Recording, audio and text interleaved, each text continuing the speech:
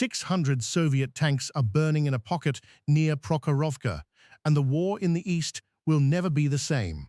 On July 12, 1943, what should have been a Soviet armored counterattack to blunt the German offensive becomes instead a catastrophic encirclement when the IIS Panzer Corps finds and exploits a fatal gap between two Soviet armies. For weeks, Soviet intelligence had tracked every German preparation for Operation Citadel. They knew the attack was coming. They had built defensive belts 8 lines deep, and yet, in the chaos of battle, a seam opened between the 5th Guards Tank Army and the 5th Guards Army, a gap measured in mere kilometers that would cost the Soviet Union 40,000 men and reshape the trajectory of the entire war. In this alternate timeline exploration, we examine what could have happened and why the real history unfolded differently. The German offensive had begun 7 days earlier, on July 5th, with Field Marshal Erich von Manstein's Army Group South attacking from below the Kursk salient, while General Walter Model's 9th Army struck from above. The plan was simple: cut off the bulge in the Soviet lines, trap the armies within, and deliver a blow that would restore German initiative in the east. By July 11th, Manstein's forces had ground through successive defensive belts at tremendous cost. The 1st, 2nd, and 3rd SS Panzer divisions of the ISS Panzer Corps were bloodied but intact. When Pavel Rotmistrov's 5th Guards Tank Army arrived to deliver the killing blow, it instead found itself outmaneuvered. The SS divisions did not meet the Soviet charge head-on. They swung east, cutting behind Rotmistrov's formations. By July 15th, 3 Soviet tank corps had surrendered. But what happened next, what Manstein would attempt with Hitler's unexpected blessing, would prove even more consequential. Hitler should have called it off. On July 10th, Allied forces had landed in Sicily, and in actual history, this invasion prompted the Führer to halt Citadel on July 13th and begin transferring divisions westward. But the encirclement at Prokhorovka changed the calculus entirely. For the first time since Stalingrad, German armor had achieved a decisive operational victory. The mood at Hitler's headquarters shifted from pessimism to cautious optimism.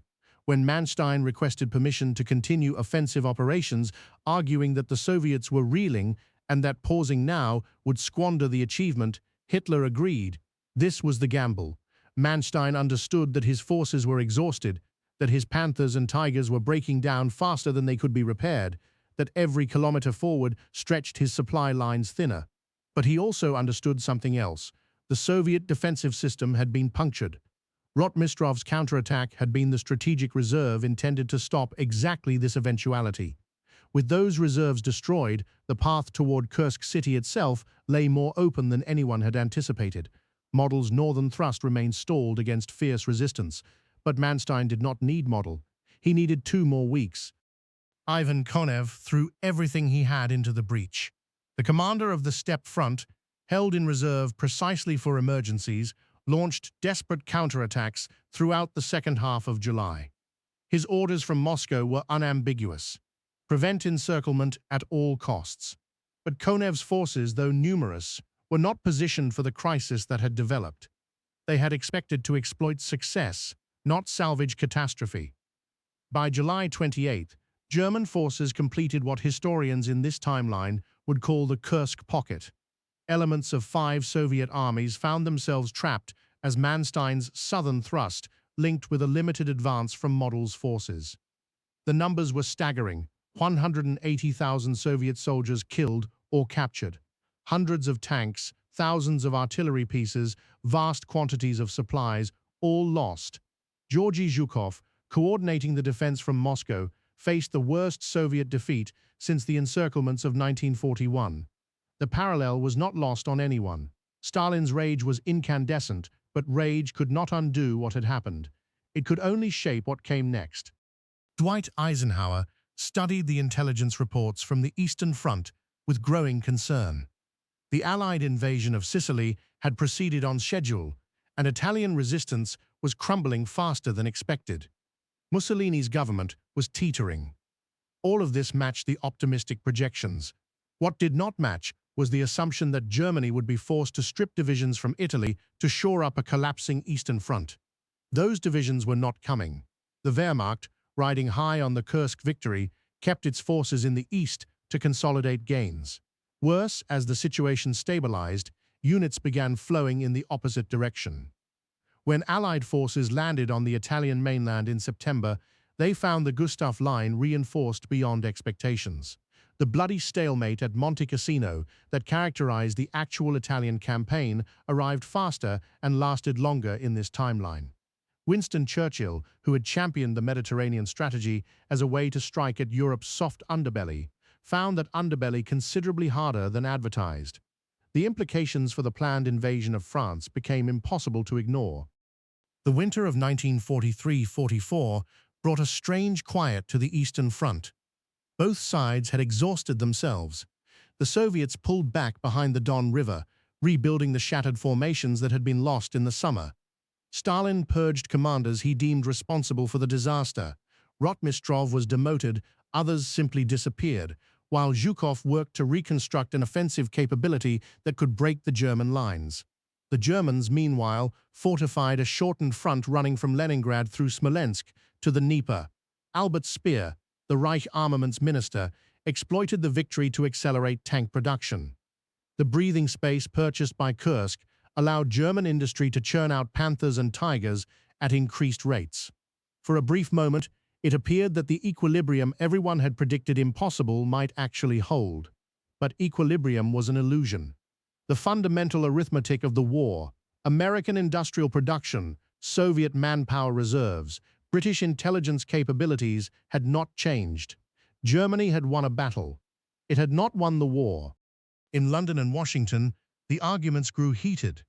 The original plan called for Operation Overlord, the invasion of Normandy, to launch in May 1944.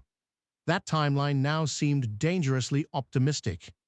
With German forces less depleted than anticipated, with the Italian campaigns stalled, with Soviet offensives delayed, the entire strategic calculus required revision. Churchill pushed for expanding Mediterranean operations, landings in the Balkans, pressure on Turkey to enter the war, anything that avoided a direct assault on Fortress Europe before Germany had been further weakened. American planners, led by General George Marshall, insisted that France remained the decisive theater and that delay only gave Germany more time to fortify the Atlantic Wall. Eisenhower, caught between these positions, ultimately recommended a postponement. Overlord would launch not in May, but in August 1944. 3 months. It did not seem like much, but 3 months in a world war could mean everything. The Great Soviet Summer Offensive, which in actual history shattered Army Group Center in June 1944, launched in this timeline with reduced forces and more modest objectives. The losses at Kursk had not merely destroyed divisions, they had disrupted the entire training and replacement system. New tank crews were greener. Artillery units had fewer experienced officers. The intricate coordination that made Soviet deep battle operations so devastating required time to rebuild. Operation Bagration, when it finally came in late July, achieved significant gains but not the complete destruction of German forces that characterized the real operation. Minsk was not liberated until late August rather than early July.